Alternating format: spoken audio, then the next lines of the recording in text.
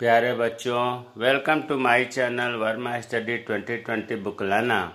मैं UP board के class 12 के छात्र छात्राओं के लिए इकोनॉमिक सब्जेक्ट को हिंदी माध्यम से मैं फुल कोर्स कराऊंगा।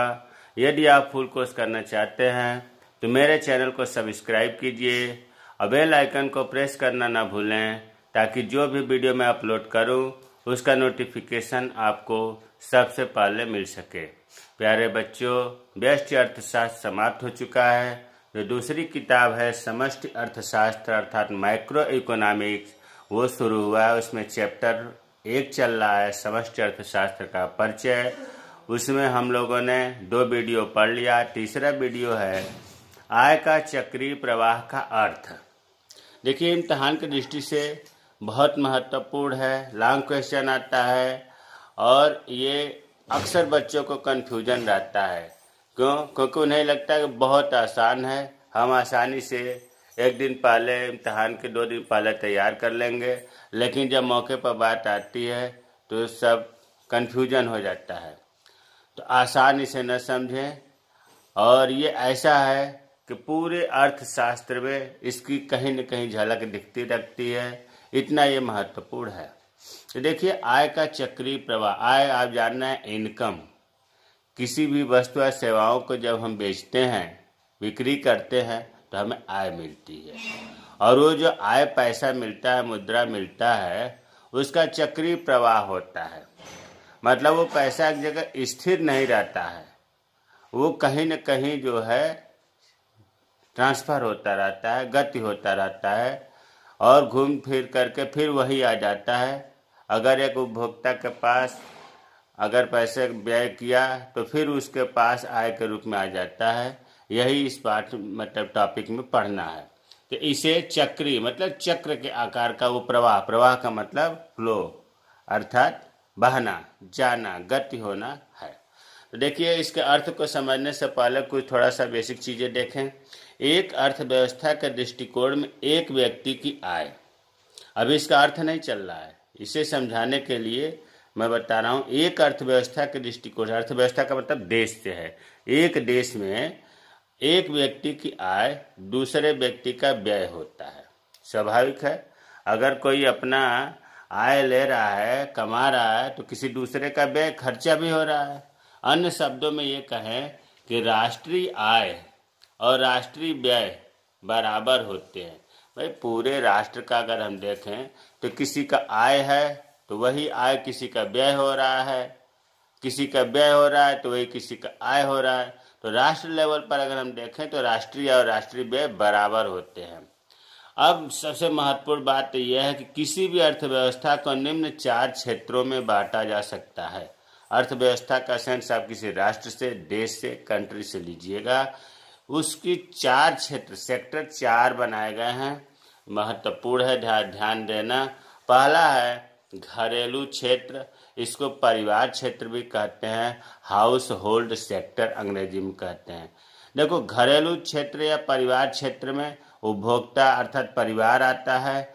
अब अगर हम कहीं आगे आने वाले लेक्चर में अगर हम केवल परिवार लिखें तो आप ये समझिएगा कि घरेलू क्षेत्र की बात हो रही है। घरेलू क्षेत्र के जगह पर परिवार लिखें, परिवार के जगह पर घरेलू क्षेत्र लिखें तो कन्फ्यूजन मत होइएगा। इसका बहुत महत्वपूर्ण, इसका ध्यान रखना है। दूसरा है व्यवसायिक क्षेत्र या उत्पादक क्षेत्र। व्यवसायिक क्षेत्र या उत्पादक क्षेत्र का मतलब फर्मों से है। फर्म क्या है? उद्योग और फर्म में थोड़ा सा अंतर समझिए। उद्योग जैसे लोहा इस्पात उद्योग, सूती वस्त्र उद्योग, चीनी उद्योग, और इस उद्योग के अंतर्गत ढेर सारी फर्में काम करती हैं, अर्थात उत्पादन का कार्य करती हैं। फर्में जो है उद्योग के नियमों का पालन करती हैं। तो जो उत्पादक क्षेत्र है, उत्पादन करने वाला है, उसे हम फर्म कहेंगे, या उत्पादक। उत्पादक का मतलब उत्पादन करने वाला। तो अगर हम कहीं फर्म लिखते हैं तो अपने आप मन में बात आ जानी चाहिए कि व्यवसायिक क्षेत्र है या उत्पादक क्षेत्र है। अगर व्यवसायिक क्षेत्र उत्पादक क्षेत्र लिखते हैं तो इसका मतलब ये हुआ कि यहाँ फर्म की बात हो रही है। सरकारी क्षेत्र, गवर्नमेंट सेक्टर, सरकार, इसका मुख्य, अगर कहीं सरकार लिखते हैं तो इसका मतलब सरकारी क्षेत्र अर्थात कल्याणकारी एजेंसी, कल्याण का कार्य करना सरकार का ही कार्य होता है। चौथा है विदेशी क्षेत्र। फॉरेन सेक्टर, इसे शेष विश्व क्षेत्र भी कहते हैं। भाई जैसे मान लो हमारा भारत देश है, भारत के बाद जो शेष बच रहा है वो विश्व क्षेत्र हुआ। तो विदेशी क्षेत्र या शेष विश्व क्षेत्र में कन्फ्यूजन मत होइएगा, इसमें विदेशी की बात होगी। तो 4 क्षेत्र आपको बताया गया। पहला बताया गया परिवार, दूसरा बताया गया फर्म, तीसरा बताया गया सरकार और चौथा बताया गया विदेशी। अब देखो यहाँ अगर इनमें से 4 में से 2 के प्रति आय का प्रवाह हो रहा है, मान लो कि घर परिवार क्षेत्र में और उत्पादक क्षेत्र के बीच आय का प्रवाह हो रहा है और तीसरा चौथा उसमें नहीं है, तो हम कहेंगे आय का चक्रीय प्रवाह का 2 क्षेत्रीय मॉडल। अगर 2 क्षेत्र के बीच में, 2 सेक्टर के बीच में आय का प्रवाह हो रहा है तो हम कहेंगे आय का चक्रीय प्रवाह। इतना तो बोलेंगे ही। 2 क्षेत्रीय 2 के बीच हो रहा है तो 2 क्षेत्रीय मॉडल। अगर इनमें से 3 के बीच आय का प्रवाह हो रहा है तो बोलेंगे आय का चक्रीय प्रवाह का 3 क्षेत्रीय मॉडल। अगर इन चारों के बीच आय का प्रवाह हो रहा है तो बोलेंगे आय का चक्रीय प्रवाह का चौथा मॉडल। तो अब मॉडल का मतलब हुआ कि इन 2 के बीच में, 3 के बीच में, 4 के बीच में आय का प्रवाह होता है तो 2 क्षेत्रीय मॉडल, 3 के बीच होता है तो 3 क्षेत्रीय मॉडल, 4 के बीच होता है तो 4 क्षेत्रीय मॉडल। ये तो बैकग्राउंड रहा। अब देखिए आय का चक्रीय प्रवाह का अर्थ अब यहाँ से शुरू हो रहा है। इन चारों क्षेत्रों में, कौन से चारों क्षेत्रों में? अरे घरेलू क्षेत्र, व्यवसायिक क्षेत्र, सरकारी क्षेत्र, विदेशी क्षेत्र, या ऐसे भी कह सकते हैं परिवार में, फर्म में, सरकार में और विदेशी में। इन चारों क्षेत्रों में पारस्परिक निर्भरता पाई जाती है। ये एक दूसरे पर निर्भर होते हैं। अकेले कोई हम चाहे आय का प्रवाह कर ले, एक सेक्टर तो नहीं होगा। इनके बीच वस्तुओं और सेवाओं का, मतलब इन चारों क्षेत्रों के बीच में वस्तुओं और सेवाओं का, मुद्रा का निरंतर प्रवाह होता रहता है। प्यारे बच्चों, वस्तुओं और सेवाओं में कन्फ्यूजन ना होना चाहिए। देखिए दोनों उत्पादन की जाती है, बस इतना अंतर यह है वस्तुओं और सेवाओं में मेन 2-3 पॉइंट देख लो कि वस्तुएं जो होती हैं जिन्हें हम देख सकते हैं, छू सकते हैं, जिनका वजन होता है, एक स्थान से दूसरे स्थान पर ट्रांसफर कर सकते हैं, इसको संचित कर सकते हैं, ये वस्तुएं हुआ। जैसे आप कोई भी वस्तु देखते हैं, जैसे बिस्कुट हुआ, साइकिल हुआ, मोटरसाइकिल हुआ, कापी, ये सब वस्तुएं हैं। और सेवाएं किसे कहते हैं? सेवाओं का देखो हम न छू सकते हैं, न देख सकते हैं, महसूस केवल कर सकते हैं, इनका संचय नहीं किया जा सकता। सेवाओं का उपभोग में, जैसे वस्तुएं हैं कि उनको कंपनी से निकलने के बाद उपभोग में कुछ दिन लगता है, लेकिन सेवाओं का ऐसा नहीं है, तुरंत इसका उपभोग होता है। अर्थात अगर इसका उदाहरण समझो अध्यापक का, डॉक्टर का, वकील का, ये सब जो है सेवाओं में आते हैं। अगर ये कोई अध्यापक पढ़ा रहा है तो ऐसा नहीं कि चलो 4 दिन बाद उसका हम पढ़ेंगे, आप उससे तुरंत उसका उपभोग होगा, तुरंत उसका लाभ होगा। तो वस्तुओं और सेवाओं में कन्फ्यूजन नहीं रहना चाहिए। उत्पादन दोनों का होता है। वस्तुओं और सेवाओं का, मुद्रा का निरंतर प्रवाह होता है। कहाँ? इन चारों क्षेत्रों के बीच में। यह कभी समाप्त होने वाली प्रक्रिया नहीं है, यह कभी समाप्त नहीं होती, प्रवाह चलता रहता है, आय और व्यय चलता रहता है। किसी का आय होगा तो किसी का वही व्यय होगा, ये प्रक्रिया चलती रहती है। इसका न तो कोई आरंभ है और न ही कोई अंत। कहाँ से शुरू होता है, कहाँ खत्म होता है, इसका आरंभ अंत नहीं होता है। इसे ही आय का चक्रीय प्रवाह कहा जाता है। प्यारे बच्चों, हमें उम्मीद है कि कुछ समझ में आया होगा। अगर आपको आय का चक्रीय प्रवाह पूछा जाए तो आप ये भी कह सकते हैं कि इन चारों क्षेत्रों के बीच में पारस्परिक निर्भरता होती है, इनके बीच में वस्तुओं और सेवाओं का, मुद्रा का लगातार प्रवाह होता रहता है। इसे ही आय का चक्रीय प्रवाह कहते हैं। अब देखो आपस में निर्भरता होती है, इसको थोड़ा सा कैसे क्लियर करें। देखो 4 क्षेत्र है, अभी हमने बताया कि अगर हमने परिवार लिख दिया, जैसे मान लो कि चलो हमने यहाँ लिख दिया परिवार और यहाँ लिख दिया फर्म, या अब परिवार का नाम लेते हैं, यहाँ घरेलू क्षेत्र भी लिख सकते हैं, यहाँ जो है व्यवसायिक क्षेत्र या उत्पादक क्षेत्र भी लिख सकते हैं। अभी आपने देखा इन चारों क्षेत्रों में पारस्परिक निर्भरता पाई जाती है। कैसे पाई जाती है? थोड़ा सा देख लो, परिवार है और ये फर्म है। परिवार को आपको दिमाग में मोटा मोटा मैंने बताया था कि उपभोक्ता है, उपभोग करने वाला है, फर्म उत्पादन करने वाला है, कोई कंपनी है, कोई फैक्ट्री है। तो होता क्या है कि परिवार जो है, परिवार से इस फर्म को उत्पादन के साधन मिलते हैं। भूमि की ज़रूरत है, श्रम की ज़रूरत है, पूंजी की ज़रूरत है, उद्यमी की ज़रूरत है, तो फर्म को कहाँ से मिलेगा? परिवार से ही तो मिलेगा। मान लो फर्म को श्रमिक की ज़रूरत है तो कहाँ से मिलेगा? परिवार से मिलेगा। और फर्म इसको क्या देगा? वस्तुओं और सेवाएं देगा। यहाँ हम लिख देते हैं उत्पादन के साधन को साधन सेवाएं, शार्ट में परिवार से साधन मिले। याद कर लो, साधन कहा जाए या उत्पादन के साधन कहा जाए, एक ही चीज है। चार तो याद कर लो, भूमि, श्रम, पूंजी, उद्यमी। पहले संगठन भी होता था, लेकिन अब संगठन की चर्चा नहीं चल रही है। तो पहले 5 उत्पादन के साधन थे, लेकिन 4 तो याद ही करना है, भूमि, श्रम, पूंजी, उद्यमी। तो जब ये परिवार से साधन सेवाएं फर्म को मिलता है तो फर्म इसको क्या करती है? परिवार को उत्पादन करके वस्तु एवं सेवाएं, भाई फर्म से ही तो वस्तुएं बनती हैं। अभी हमने बताया कि सेवाओं का भी उत्पादन होता है। तो अब आप देख रहे हो कि परिवार निर्भर है फर्म पर, फर्म निर्भर है परिवार पर। अब उसी तरह से सरकार के बीच के देख लेते हैं। अब देखिए, फर्म जो है, फर्म सरकार से फर्म को क्या मिलता है? अनुदान मिलता है, सब्सिडी जिसको कहते हैं, और सरकार को सरकारी व्यय भी होता है। यही लिख देते हैं सरकारी व्यय, मतलब फर्म के लोग फर्मों से इसको सामान भी मिलता है। सर मान लो सीमेंट लेना है, लोहा लेना है, तो सरकार को कहीं पुल बनाना है तो फर्म से तो लेगी, तो इस पर सरकारी व्यय भी करती है सरकार, सरकारी व्यय। अब सरकार तो इसे अनुदान दिया, सरकार इस पर खर्चा किया वस्तुओं और सेवाओं पर, और फर्म इसको क्या देता है? सरकार को फर्म देता है, टैक्स देता है। सरकार टैक्स लगाती है तो फर्म टैक्स देता है। ये डायरेक्ट टैक्स, इनडायरेक्ट टैक्स, प्रत्यक्ष कर, अप्रत्यक्ष कर भी हो सकता है।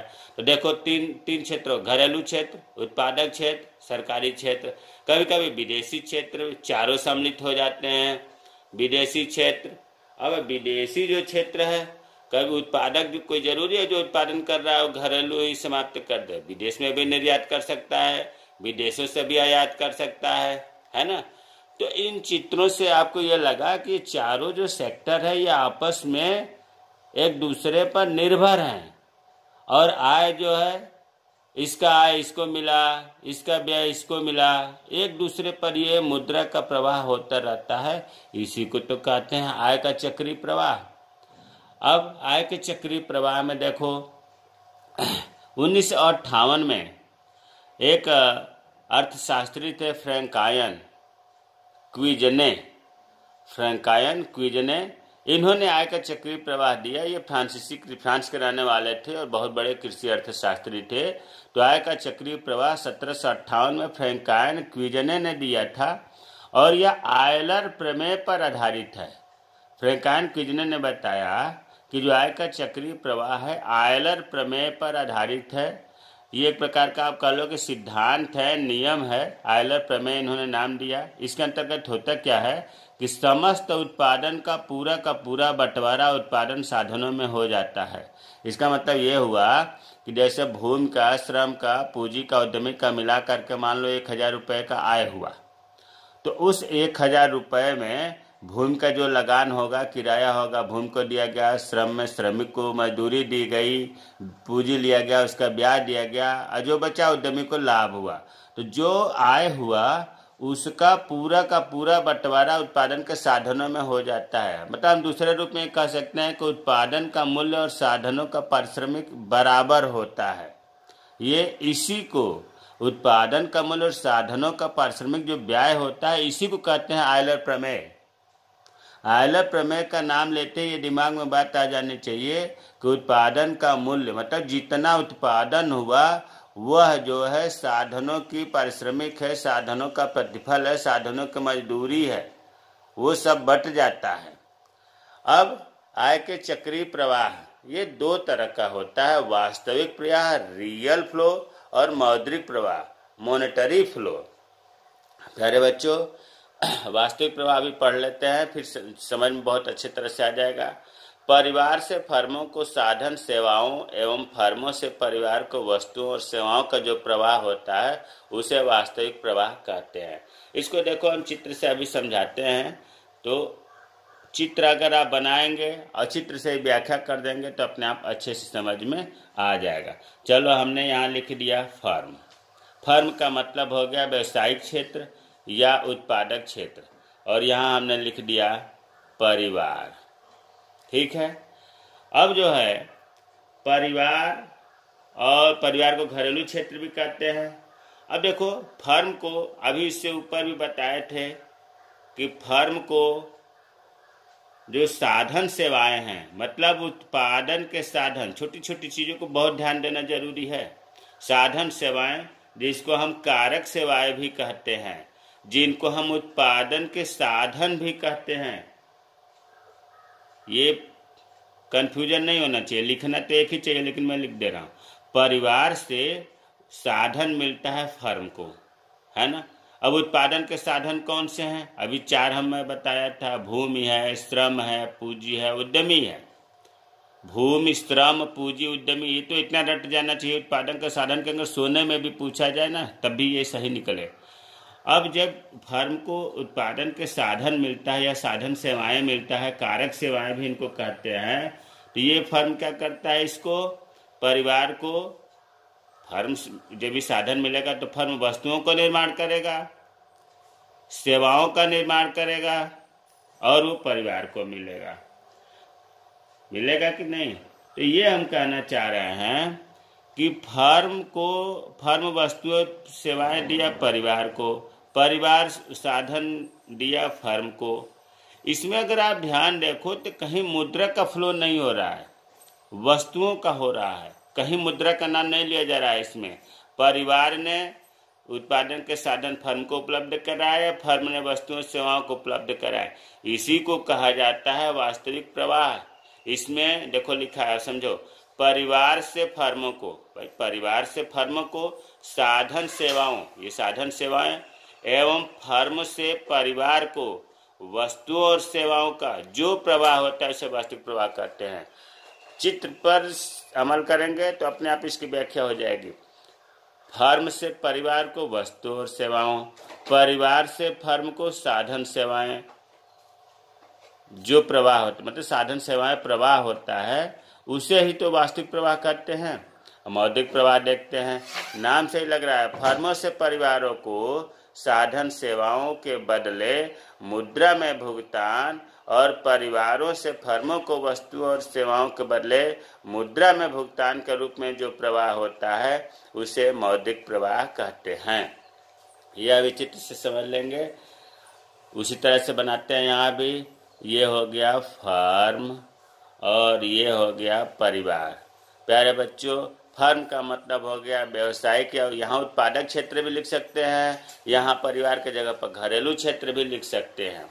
अब देखो, पहले तो ये जानो कि मौद्रिक प्रवाह तभी होगा जहाँ वास्तविक प्रवाह होगा। अगर वास्तविक प्रवाह नहीं है तो मौद्रिक प्रवाह की उत्पत्ति नहीं होगी, क्योंकि वस्तुओं और सेवाओं का या साधन सेवाओं की जब उत्पत्ति होगी तभी तो मुद्रा का प्रचलन होगा। तो इसी का जो है यहाँ हम मुद्रा से दिखाएंगे। जैसे इसमें देखो फर्म में लिखा था कि परिवार से फर्म को साधन सेवाएं मिलता है। साधन सेवाएं का मतलब यहाँ लिख दे रहा हूँ, भूमि, श्रम, पूंजी, उद्यमी। अब परिवार से जब इसे साधन सेवाएं मिलता है तो फर्म इसके बदले इसको क्या देता है? फर्म देखो, भूमि से क्या मिलेगा? भूमि को किराया देना पड़ेगा जिसको लगान कहते हैं, श्रमिक को मजदूरी देनी पड़ेगी, पूंजी को ब्याज देना पड़ेगा, उद्यमी को लाभ देना पड़ेगा। तो इसकी जो मजदूरी है साधन सेवाओं को, उसको हम ये भी तो कह सकते हैं कि साधन सेवाओं का भुगतान।